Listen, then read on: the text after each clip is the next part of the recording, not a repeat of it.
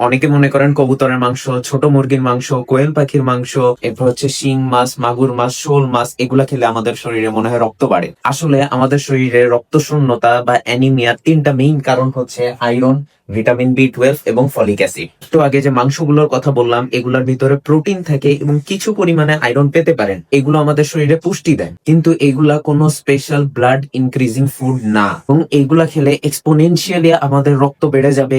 এটার কোনো সাইন্টিফিক ব্যাখ্যা এখনো পর্যন্ত আবিষ্কৃত হয়নি।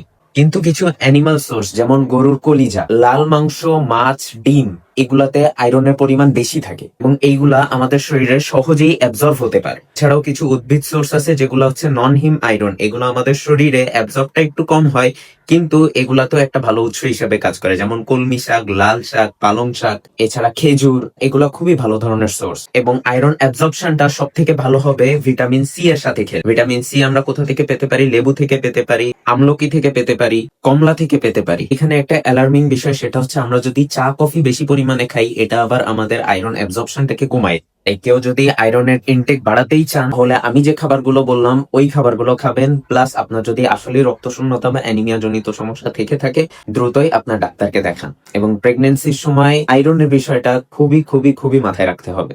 তো সবাই সুস্থ থাকবেন, সুন্দর থাকবেন। ভিডিওটি ভালো লাগলে আমাকে ফলো দিয়ে রাখবেন এবং ভিডিওটি বেশি বেশি শেয়ার করবেন।